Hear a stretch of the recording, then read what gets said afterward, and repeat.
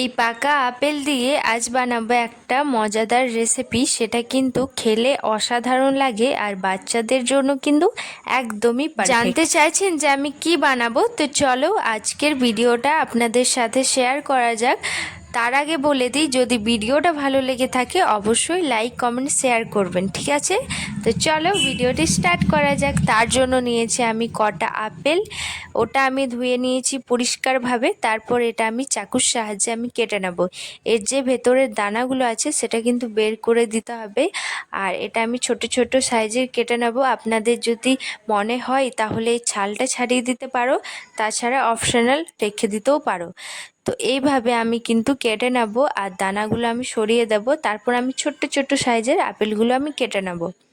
এটা তো আপনারা জানেনই যে আপেল আমাদের শরীরের পক্ষে কতটা ইম্পর্টেন্ট। তো সেই জন্য কিন্তু আজকে আমি রেসিপিটা আপনাদের সাথে শেয়ার করছি, একটা ইউনিক রেসিপি। আর আপেল কিন্তু ধুয়ে কেটে খুবই বিরক্ত লাগে কাটতে ধুতে খেতে। তো যাই হোক, তো আজকের রেসিপিটা এমনভাবে বানাবো সেটা কিন্তু সব দিকেই কিন্তু। আর এই রেসিপিটা বানাতে বেশি সময়ও লাগে না, ওই 10 থেকে 20 মিনিট লাগে আর একদম তৈরি হয়ে যায়, না কোনো ঝামেলা ছাড়াই।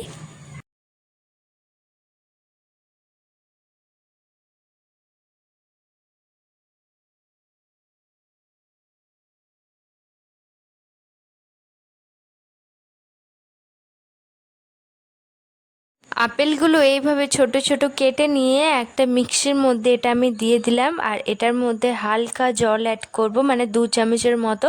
তারপর এটা আমি পুরোটাই পেস্ট করে দেব। আপনাদের যদি ইচ্ছে হয় তাহলে এই মুহূর্তে কিন্তু এটা ছেঁকে নিতে পারো।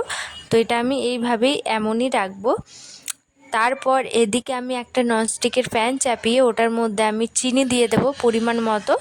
তারপর ওটার মধ্যে হালকা জল দিয়ে এটা আমি একটা ক্যারামেলাইজ তৈরি করে নেব। এর জায়গায় যদি একটু কেশর ইউজ করা হয় তাহলে কিন্তু টেস্টটা আরও বেশি ভালো লাগে। তাছাড়া কিন্তু দুধও ইউজ করতে পারো, এই দুটো কিন্তু ইউজ করলে কিন্তু খুবই ভালো লাগে খেতে। ওই দুটো স্কিপ করে এটা শুধু আমি চিনি আর জল দিয়ে এটা ভালোভাবে গলিয়ে নেব। তারপর যে মিশ্রণটা আছে অনেকটা জাল দেওয়ার পর তারপর যে ওই আপেলের যে পেস্টটা সেটা আমি দিয়ে দিলাম। এই মুহূর্তে কিন্তু আপনারা একটু ফুড কালার অবশ্যই অ্যাড করে দেবেন।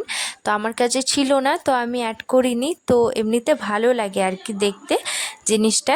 তো দেখো আমি দিয়ে দিলাম। আর এবার এটার মধ্যে হালকা চিনি দেব, মানে তখন যে চিনিটা দিয়েছিলাম ওর হাফ দিয়েছিলাম, আর এখন যে চিনিটা দিচ্ছি ওর হাফ দিয়েছিলাম। মানে ওই ছোট গ্লাসের 1 গ্লাস চিনি আমি এটার মধ্যে মোট দিলাম।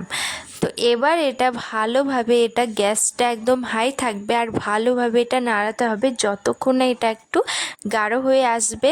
তো এই মতো কিন্তু এটা করে নিতে হবে। এই যে দেখো অনেকটাই আমার গাঢ় হয়ে চলে এসছে। আর এই মুহূর্তে কিন্তু আমি গ্যাসটা বন্ধ করে দিয়েছি, এটা আমার তৈরি হয়ে গেছে। আর এটা কিন্তু ব্রেডের সাথে বা পাউরুটির সাথে বা পকোড়ার সাথেও কিন্তু এটা খাওয়া যাবে। এটা কিন্তু সবটার সাথেও খাওয়া যাবে। সকালবেলা বাচ্চাদের জন্য টিফিন বানাতে গিয়ে প্রচণ্ড দেরি হয়ে যায়, তবে এই জ্যামটা বানিয়ে না পাউরুটির সাথে টিফিন বক্সে দিতে পারো।